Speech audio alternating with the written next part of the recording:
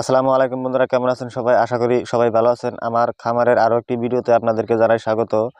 আর আজকে আমি আরো একটি ঘর তৈরি করতেছি। ঘর তৈরি করার কারণ হলো যে আমি প্রথমে না জেনে সব না বুঝে নতুন নতুন ফার্ম স্টার্ট করেছি। তো আমাকে লোকে যেভাবে বলতো যে তুমি এতটুকু ঘর দিলে তুমি 500 মুরগির বাচ্চা লালন পালন করতে পারবা।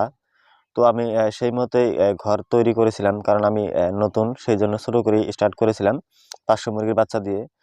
তো 500 মুরগির বাচ্চা বলতে ঠিকই ছিল প্রথমে, যে যদি 500 ধরে আমার সোনালী মুরগির বাচ্চা হতো তাহলে কোনো প্রবলেম হতো না। আমার প্রবলেমটা হলো যে 500 মাঝখান থেকে আমার 100 হইলো কয়লার মুরগির বাচ্চা আর 400 হলো সোনালী মুরগির বাচ্চা। আর এই 100 কয়লার মুরগির বাচ্চার জন্য আমার নতুন করে ঘর উঠানো লাগতেছে। কেননা কয়লার মুরগির বাচ্চাগুলোকে যদি ওদের মাঝখানে রাখি, তাহলে সোনালীর বাচ্চাগুলো অনেকটাই কামড়াকামড়ি করে এদেরকে। তো কামড়াকামড়ি করে অলরেডি 2টা বাচ্চা আমার সোনালীর বাচ্চায় এই কয়লারের বাচ্চাকে মেরে ফেলেছে। তো সেই জন্য আমি ভাবলাম যে আমি ওদেরকে আর একখানে রাখবো না, ওদেরকে সাইড করে রাখবো। এমনিতেও বর্তমানে ওদেরকে আমি সাইড করে রেখেছি। সাইড করে রাখার কারণে কি হয়েছে, এই সোনালী মুরগির যে বাচ্চাগুলো আছে ওদের জায়গার খুবই কম হয়েছে। আর কম হওয়ার জন্য ওদের খাওয়া দাওয়া অনেকটাই অসুবিধা হচ্ছে ওদের। কারণ অসুবিধা হওয়ার কারণ হলো যে ওদের জায়গার খুবই সংকট হয়েছে, কারণ অল্প জায়গায় থাকছে, সেই কারণে তার মানে বেশিরভাগ কামড়াকামড়ি করছে।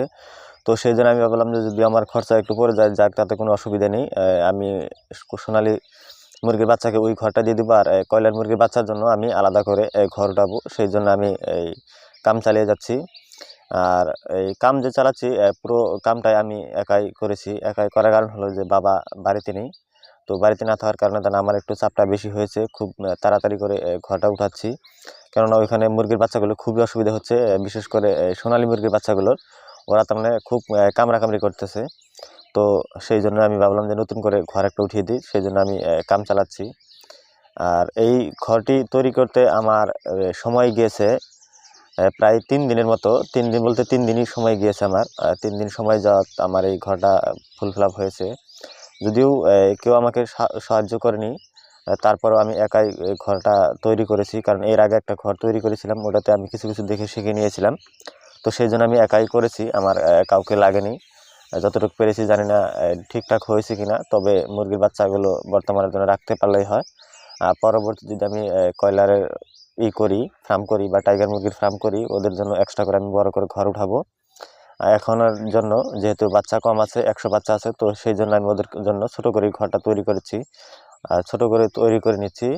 আর ছোট করে তৈরি করা নেওয়ার কারণ হলো যে বাচ্চা অল্প, সেই জন্য আমি অল্প করে তৈরি করলাম। আর আমার এই সম্পূর্ণ ঘরটি তৈরি করতে আমি ব্যবহার করেছি মূলত বাঁশ, পেপার, আর এই যেটা জাল আছে, এই টিনের যেটা জাল আছে লোহার, তো সেটা, এই 3টা বস্তু দিয়ে আমি এই ঘরটি তৈরি করেছি। কারণ এখানে আমি বেশি খরচা করিনি।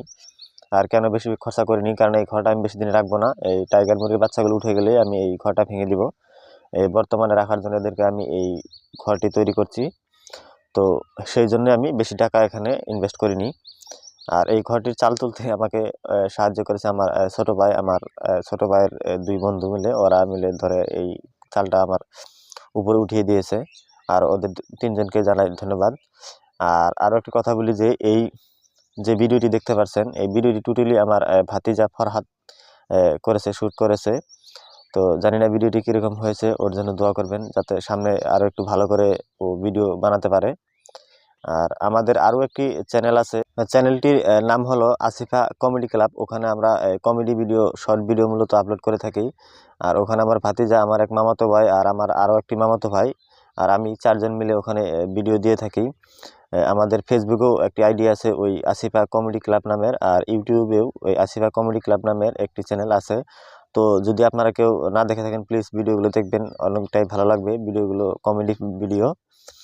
আর আমার এই ফার্মটির জন্য সবাই দোয়া করবেন, যাতে ভবিষ্যতে আরও একটু বড় করে করতে পারি। প্ল্যানিং আছে আমার বড় করে করার। আমার ফার্মের জন্য সবাই দোয়া করবেন। আমার এই বাচ্চাগুলোর জন্য সবাই দোয়া করবেন, যাতে সব সময় সুস্থ থাকে। তো আমিও যতদূর পারি চেষ্টা করতেছি। আর আরও একটি কথা বলি ভাই, ফার্ম করতে হলে সব জেনে শুনে নেবেন। আমি যেহেতু প্রথম প্রথম সব জানছিলাম না, তো তারপরেও যতটুকু করেছি। তো আমার একটু অঙ্কে ভুল ছিল, যদি আমি টাইগার মুরগির বাচ্চা না উঠাতাম তাহলে হয়তো আমার নতুন করে এখন ঘর উঠাতে হয় না। টাইগার মুরগির বাচ্চা উঠানোর কারণে আজকে আমাকে নতুন করে ঘর উঠাতে হচ্ছে।